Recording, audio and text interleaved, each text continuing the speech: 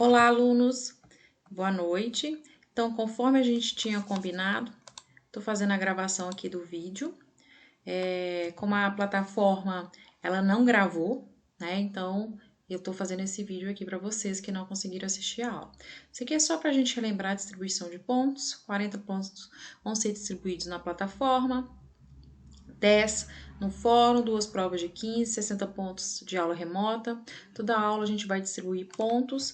Na aula de terça-feira foi distribuído uma atividade valendo 5 pontos de Google Form. Nas outras aulas serão 2 atividades, cada uma valendo 5, totalizando 10 pontos. E no final a gente vai ter uma avaliação de 15 pontos. Vamos falar sobre a introdução da biologia celular, vamos falar de organização do estudo. A gente já teve aula de química, nós falamos sobre átomo. Átomo, então, a gente considera aí a menor partícula que a gente estuda na classificação dos seres vivos. União de átomos é molécula.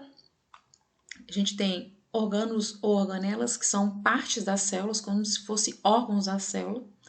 Depois a gente estuda a célula, os tecidos, que são união de células. Depois a gente tem os órgãos. Posteriormente, os sistemas. Sistemas são a união de órgãos que vão funcionar semelhante. Então, a gente vai ter sistema urinário, respiratório, reprodutor. Depois, a gente vai para a área da ecologia. Quando a gente tem um organismo, o organismo, para ele ser considerado da mesma espécie, ele tem que ser semelhante entre si e ter a capacidade de cruzar e gerar descendentes férteis.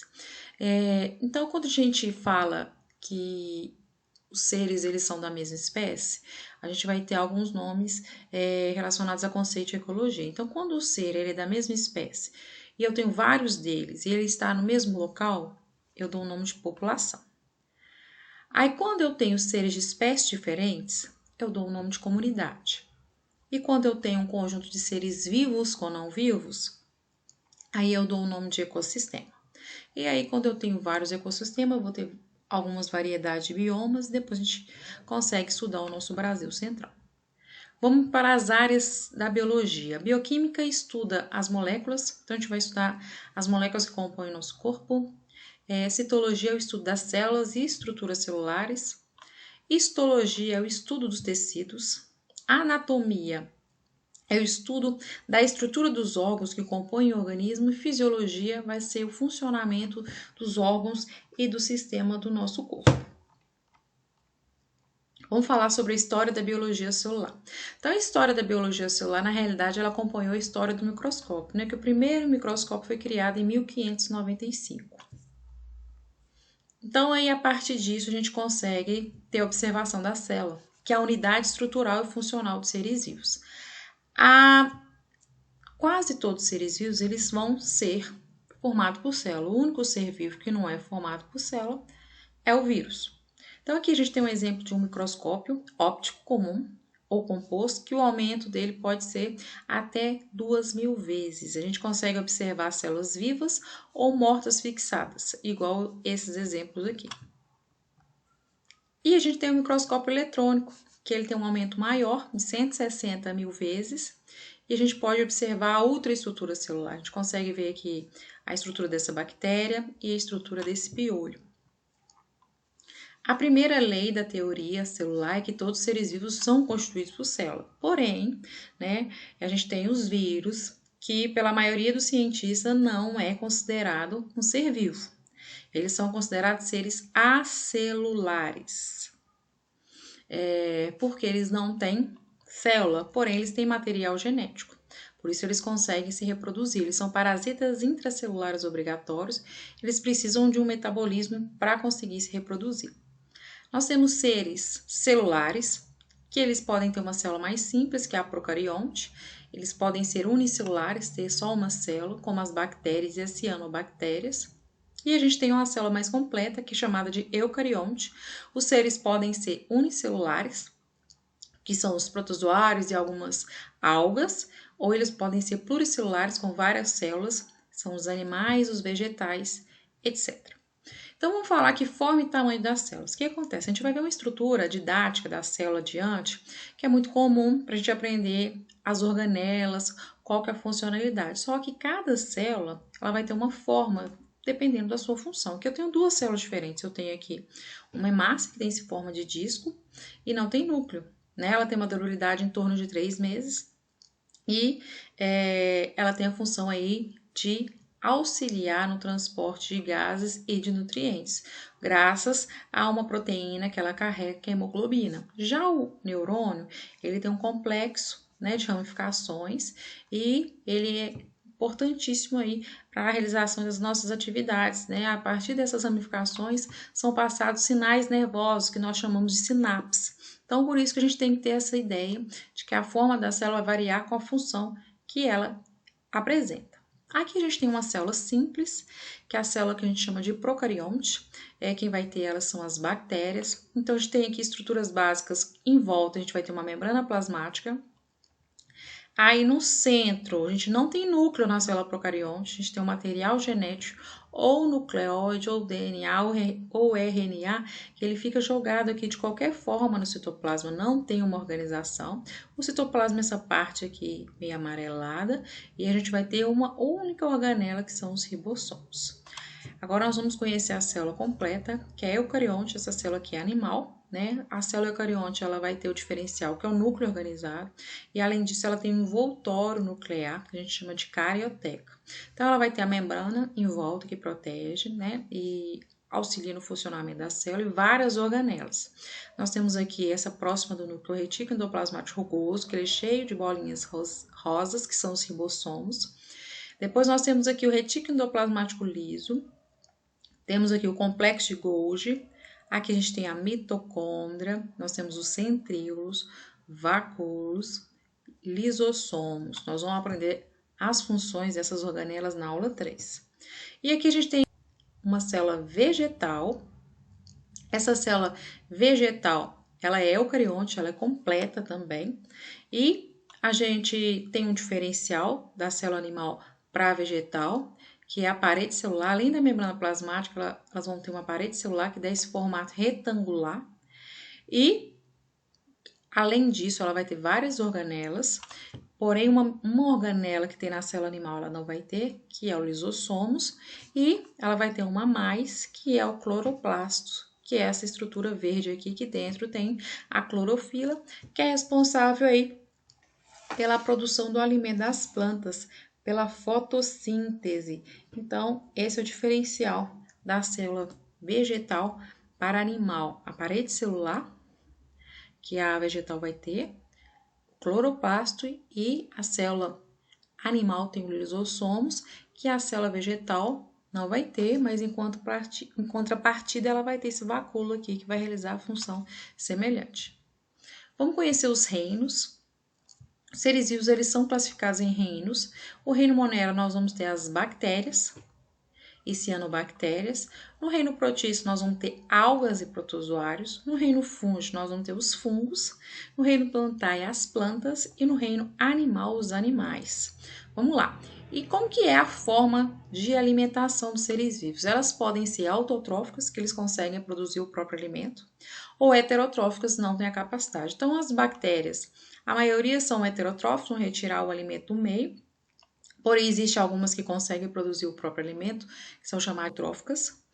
Nós temos aqui o reino protista, que são os protozoários e algas. As algas vão realizar a produção do seu próprio alimento, enquanto que os protozoários, eles não têm a capacidade, são heterotróficos.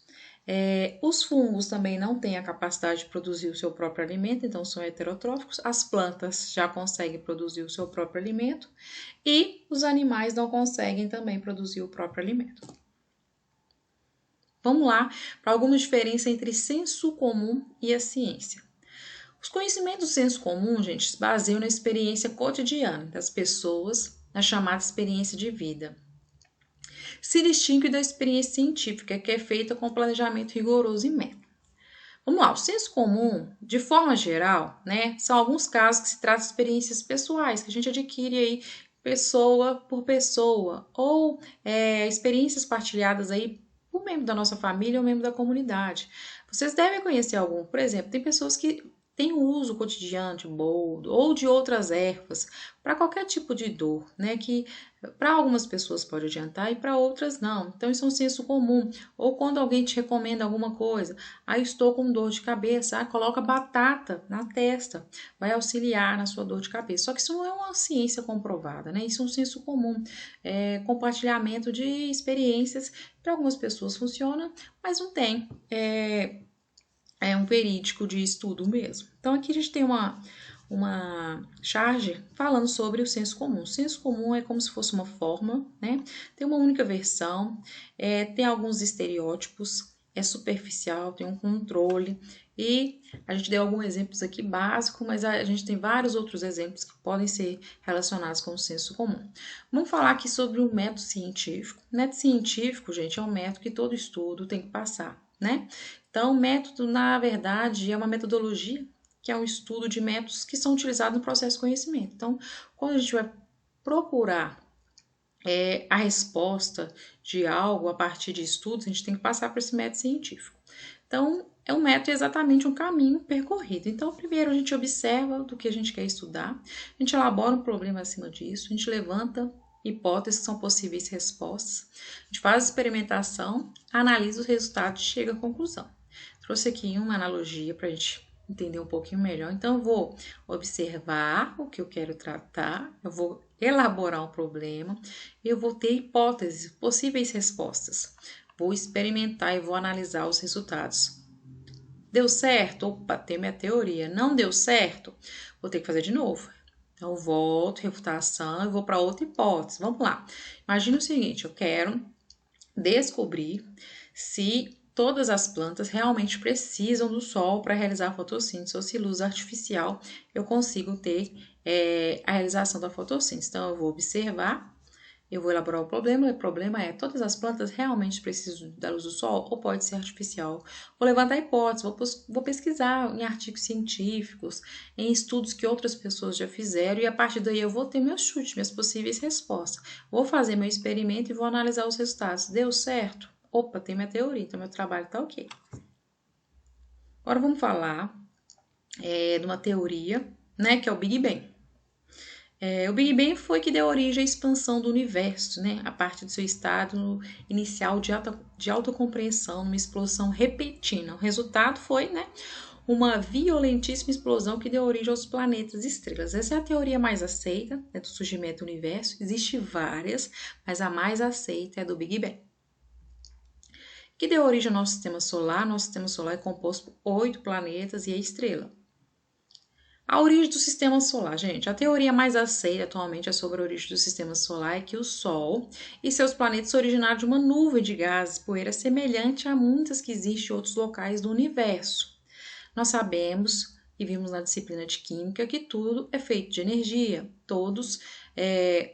As substâncias, os objetos, os seres vivos são formados por átomos e esses átomos são formados por partículas e essas partículas se atraem. Então, as partículas se atraem e começam a se formar um agrupamento central com a massa. A primeira delas é a futura estrela, que é o Sol, e ao longo vão se formando outros agrupamentos de menor massa, que são os futuros planetas, girando em torno desse aglomeramento central. Então, vamos lá. O sistema solar, então, é composto por 8 planetas. A gente tem aqui o Sol. Os 4 primeiros planetas são rochosos: Mercúrio, Vênus, Terra e Marte. A gente tem aqui o cinturão de asteroides. Júpiter, Saturno, Urano e Netuno são os 4 planetas que a gente fala que são gasosos. Vamos falar sobre as teorias para explicar a origem da vida. São 2 teorias. A teoria da abiogênese, que acredita na geração espontânea, que a vida surgiu da matéria bruta a partir de uma força vital. O que eles acreditam? Que por acaso eu fui à academia, fiz uma corrida, suei uma blusa e coloquei ela no canto do meu quarto. Quando eu coloco ela no canto do meu quarto, daqui a pouco aparecem alguns hamsters, por exemplo. Então, de acordo com eles, a minha blusa suada, junto com a força vital que tem presente na atmosfera, deu origem àqueles hamsters. Pra gente é bem óbvio que não, mas foi aceita durante muitos anos, tá? E vários cientistas tiveram que fazer experimentos para comprovar que é o contrário. E a biogênese é a teoria que a vida surgiu a partir de um outro ser vivo pré-existente. Vamos lá, então o que foi a biogênese?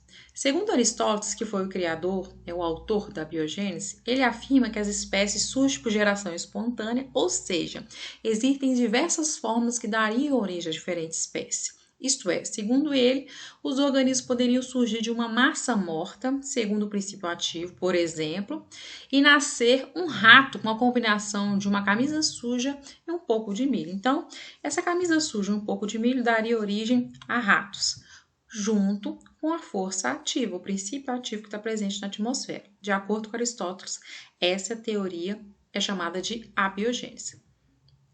Então, de acordo com essa teoria, quando as folhas das árvores entram em contato com a água, formaria peixes. E quando as folhas caem das árvores e entram em contato com o solo, formariam aves. Então, portanto, na biogênese, a matéria bruta poderia se originar uma vida.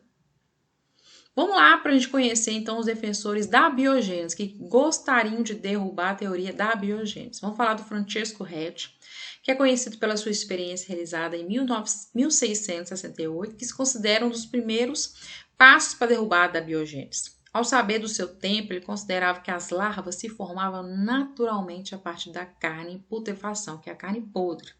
Então, ele criou uma experiência. Na sua experiência, Redi utilizou 3 frascos, nos quais colocou carne em estado de putrefação, quando a carne estava apodrecendo, selou fortemente um deles e deixou o outro aberto e cobriu o terceiro com gás. Similar à imagem que eu vou mostrar aqui para vocês.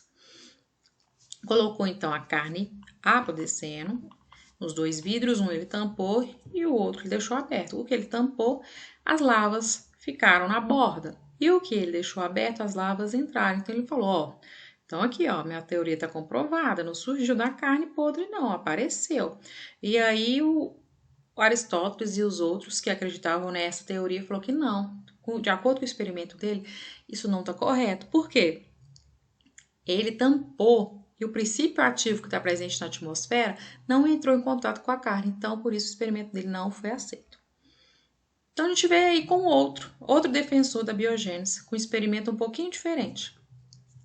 Foi Pasteur que derrubou definitivamente a ideia aí da biogênese. Ele utilizou um caldo nutritivo e ele utilizou uma vidraria, que a gente chama de um balão de vidro, com um pescoço maior, com um pescoço com vidro. Em seguida, o que ele fez? Ele esticou mais o pescoço do balão para que ficasse com uma extremidade um pouco voltada para cima, que ficou conhecido aí como pescoço de cisne. E aí ele ferveu o caldo existente no balão o suficiente para matar todos os possíveis micro-organismos que poderiam existir nele. Vamos lá. Vamos entender aqui o famoso pescoço de cisne. Então aqui, né, essa vidraria ele deixou esse pescoço assim, então ia entrar em contato com a atmosfera, o líquido foi fervido e aí começou a experiência. Como os frascos ficaram abertos, né, gente, aqui não tem tampa não. Não se podia falar da impossibilidade da entrada do princípio ativo no ar, então não tinha como ele falar isso. Então, beleza. O líquido foi fervido, a temperatura acima de 100 graus Celsius. A água presente no líquido evaporou e foi em forma de gás para cá. E aí, quando a temperatura baixou, o líquido ele ficou na sua temperatura natural, com o ambiente, condensou, né? O gás virou líquido. Então, aqui ficou cheio de gotículas com líquido nutritivo. Então, com essa curvatura do gargalho, os micro-organismos ficaram retidos aqui na superfície interna e não alcançaram o líquido nutritivo. Então, quando ele quebra o pescoço do balão, e aí ele permite, né, o contato do caldo, aí acontece a multiplicação celular. Só que aqui não houve, e ainda estava em contato com a atmosfera. Então, ele não pôde falar que a teoria dele estava errada. Então, a partir daí, ele conseguiu derrubar a teoria da biogênese. Vamos falar aqui, o que faz um planeta ter vida? Distância do Sol, né? Quando a gente fala vida, é semelhante à nossa, né? Existência de atmosfera, uma temperatura adequada, presença de água em estado líquido, assim a gente consegue ter o aparecimento e a manutenção da vida. Será que existe água nos outros planetas? Gente, Júpiter sob forma de gelo, Vênus sob forma de vapor e aços corrosivos, e Marte também em forma de vapor. Se tem água, por que não tem vida nesses planetas? Porque não tem água em estado líquido, só que a pesquisa está constante aí, né? A gente pode ter uma outra resposta para essa pergunta. Vamos falar agora da Terra primitiva, gente. A Terra primitiva é uma atmosfera que espera-se que era antigamente. O que tinha nessa atmosfera? Gás metano, amônia, hidrogênio e vapor de água, né? Então, essa Terra primitiva tinha uma temperatura muito alta e tempestades constantes, vulcão entrando em erupção constantemente.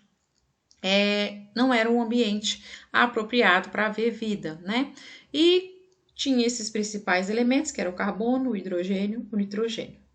E esses átomos, conforme as reações químicas iam acontecendo, como tempestades, centelhas elétricas e o vulcão entrando em erupção, aconteceram reações químicas. A partir daí, a água ela entrou em estado, o vapor da água, né, auxiliou aí na formação da chuva, com essa alteração de temperatura, começou a formar mares, lagos, rios, e a partir daí, esses componentes da atmosfera, eles foram ficando presentes nos mares e rios, e conforme as reações químicas foram acontecendo, houve então a formação da primeira substância, similar a uma proteína, né, que aí deixou os mares como se fosse uma sopa nutritiva. E aí, conforme for havendo essas interações, essas reações químicas de acordo com as tempestades, as centelhas elétricas e o vulcão entrando em erupção, formou-se a primeira substância química similar a uma proteína, que foi o coacervado. O coacervado não é o primeiro ser vivo, sim a primeira substância orgânica similar a um alimento. E a partir daí, a gente teve umas alterações para a formação do primeiro ser vivo. Então vamos lá. A vida surge há cerca de 3,5 bilhões de anos atrás, quando o planeta tem uma composição e atmosfera bem diferente das atuais. A atmosfera do planeta não continha oxigênio livre, não tinha, né? Tinha metano, amônia, hidrogênio e vapor de água. A temperatura do ambiente era muito alta, né? Como eu falei, e a atmosfera é constantemente cortada por centelhas elétricas, graças às tempestades, e também os vulcões que entraram em erupção constantemente. Essas condições especiais teriam provocado alterações aí nos gases da atmosfera, formando a primeira substância orgânica, que são chamados de coacervados, né? E aí, esses coacervados, em como eles eram constantes, presença no universo, e conforme as centelhas elétricas, as reações químicas, então aí formou-se o primeiro ser vivo, né? Então, o primeiro ser vivo, ele é heterotrófico fermentativo, que ele não tinha a capacidade, né, de produzir o alimento, então ele retirava do meio, já que tinha coacervados, os coacervados entraram em reações químicas, e aí surge o primeiro ser vivo, similar a uma bactéria, um ser bem primitivo, tá, gente? E ele era fermentativo porque não tinha oxigênio. Então, foi o primeiro ser vivo a existir, como tinha alimento suficiente, ele começou a se alimentar. Só que essas proteínas, né, começaram a acabar e que surgiram por acaso, então, seres autotróficos, né, por acaso, porque foi um mecanismo, né, de seleção natural, de evolução, que aí surgem os primeiros seres vivos que vão ter a capacidade de produzir o próprio alimento, similar às plantas, às algas e às bactérias. E aí, como tinha sol, eles conseguiam produzir o próprio alimento e foi liberando oxigênio para a atmosfera. O oxigênio é O2, e conforme a produção de oxigênio, formou-se o ozônio, que é O3, e aí a gente teve a nossa camada de ozônio, que retém as radiações, né? Então, os seres marinhos começaram a colonizar, né, evoluíram em ambiente terrestre devido à proteção da camada de ozônio. Se não tivesse a camada de ozônio, a gente não conseguiria ter vida, né, similar que a gente tem hoje, porque a camada de ozônio, ela faz a proteção dos raios UV. Os raios UV, eles conseguem destruir as células. Então, a partir daí, a gente tem a teoria do primeiro ser vivo que existiu aí no nosso universo. Então, terminamos o vídeo da aula de hoje. Foi um pouco reduzido, né? Mas eu acho que vai auxiliar vocês, tá? Muito obrigada. Tchau!